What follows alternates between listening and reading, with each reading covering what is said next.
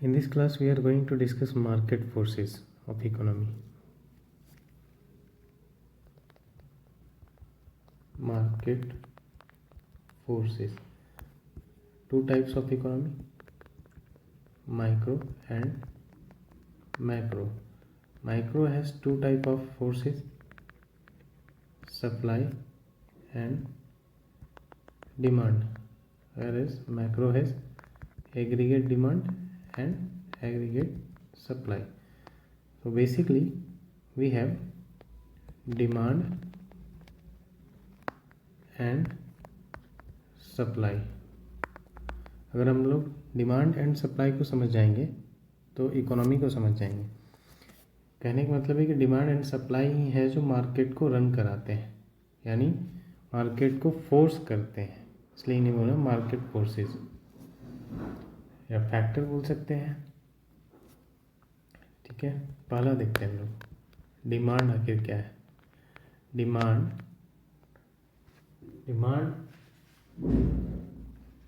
is associated with the consumer. Demand is associated with the consumer. और किसी भी economy में या इकोनॉमिक्स में demand is the willingness of any good और सर्विस विथ. अगर विलिंगनेस है तो सिर्फ विलिंगनेस से काम नहीं चलेगा. विलिंगनेस डिमांड है, लेकिन इकोनॉमिक टर्म में विलिंगनेस को एज अ डिमांड नहीं कर सकते हैं. विलिंगनेस के साथ साथ उसके पास कैपेसिटी होनी चाहिए, इकोनॉमिक कैपेसिटी.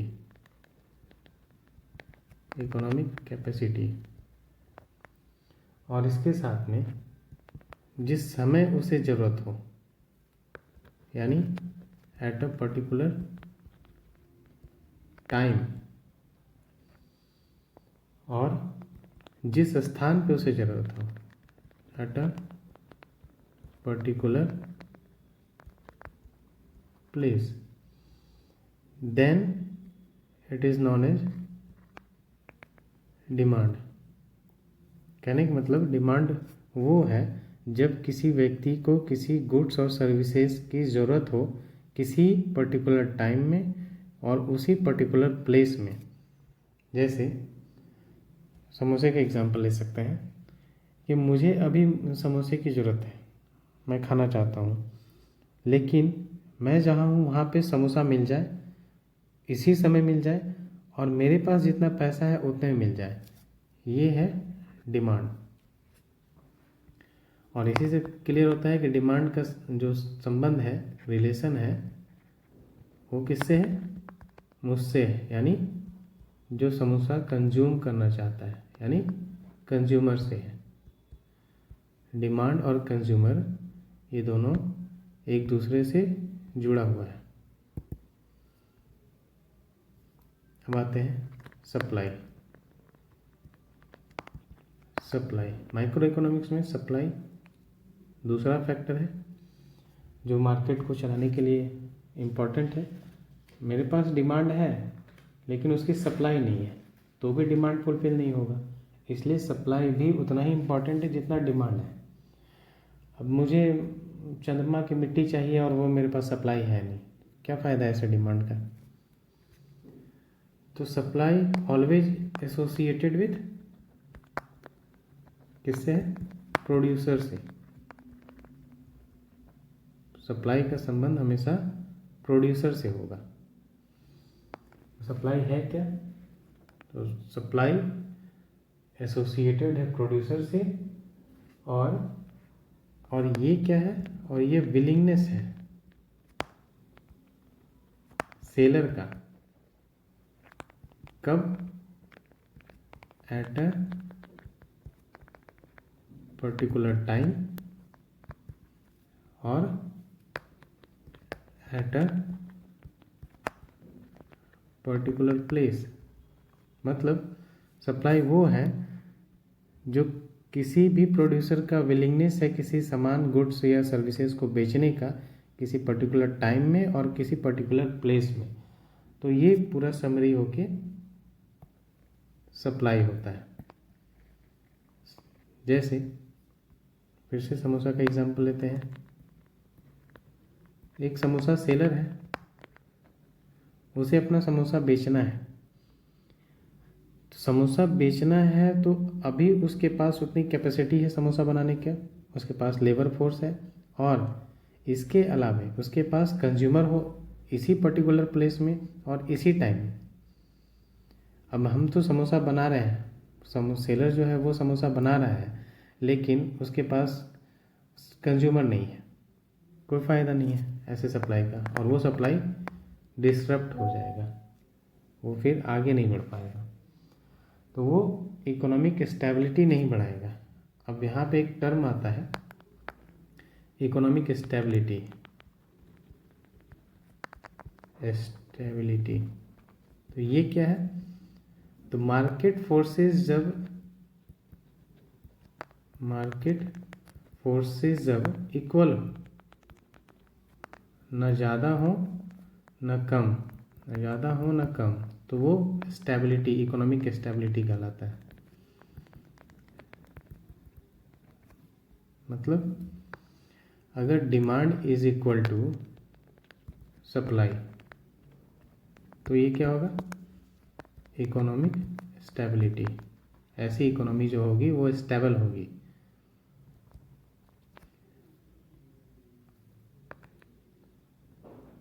और ये डिमांड और सप्लाई किसका है? माइक्रो। तो हम लोग इसको बोल सकते हैं माइक्रो इकोनॉमिक स्टेबिलिटी।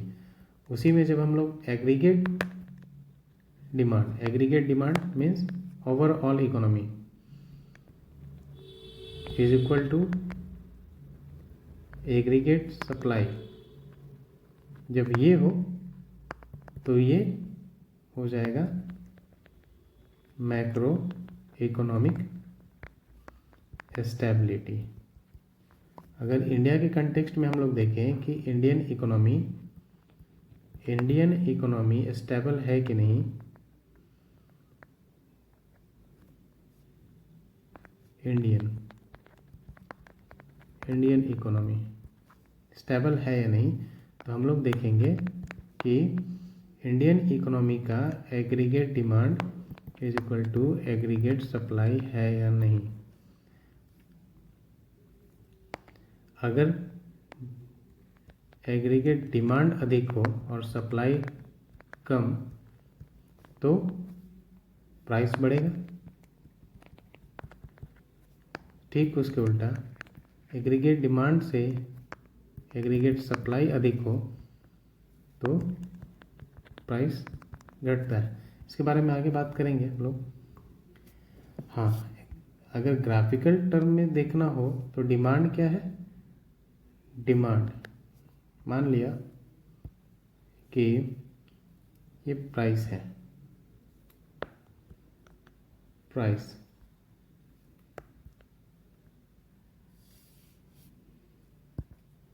और यहाँ पे क्वांटिटी डिमांडेड या गुड्स।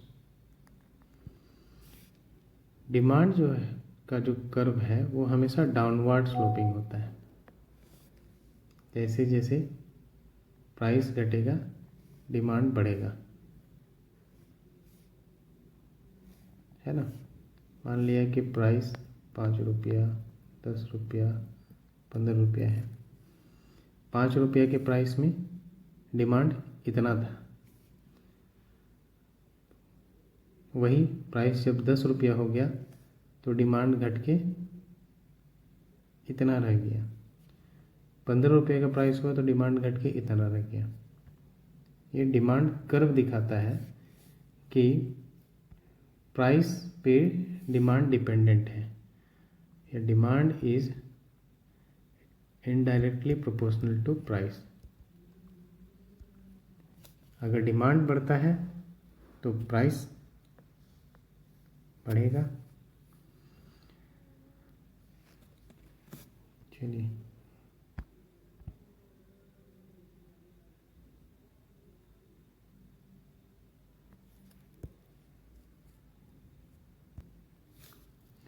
सॉरी, ये डायरेक्टली प्रोपोर्शनल होता है।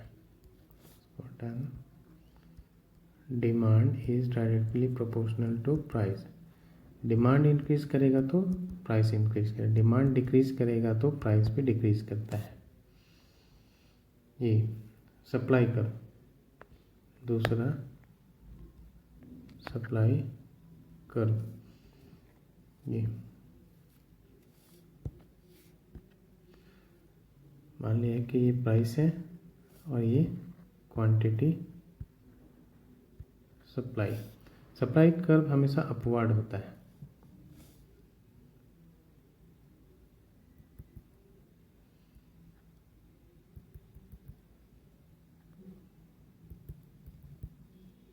पाँच, 10, 15 इन टर्म्स ऑफ रुपीज। अब ये देखते हैं, जैसे ही प्राइस बढ़ता है सप्लाई बढ़ता है।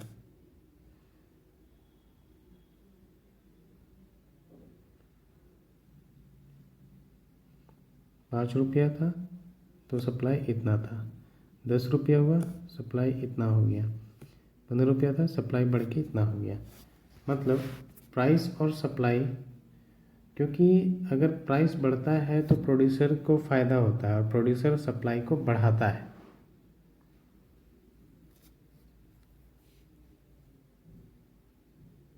ठीक है, ये सप्लाई करना।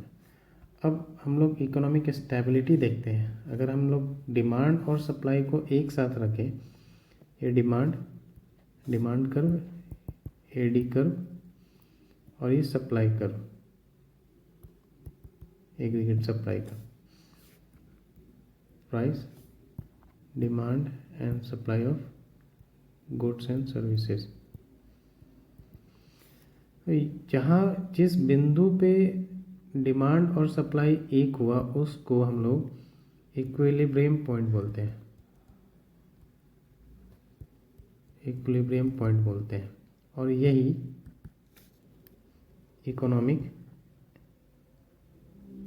स्टेबिलिटी का पॉइंट होता है। इस जगह पे इकोनॉमी स्टेबल होती है, इकोनॉमी में कोई खतरा नहीं होता है। लेकिन ये बहुत ही रेयर कंडीशन है, ऐसा कभी देखा नहीं गया है और ऐसा पॉसिबल नहीं है, क्योंकि जिस चीज़ का डिमांड बढ़ेगा ऑटोमेटिकली उसका सप्लाई घटेगा, उसका प्राइस बढ़ेगा, और जिसका सप्लाई बढ़ेगा उसका प्राइस घटेगा और डिमांड कम होगा। ये ह्यूमन नेचर है कि सस्ती वस्तुओं को लोग कितना भी अच्छा हो वो खरीदते नहीं हैं, तो ह्यूमन नेचर को देखते हुए इकोनॉमी चलती नहीं है।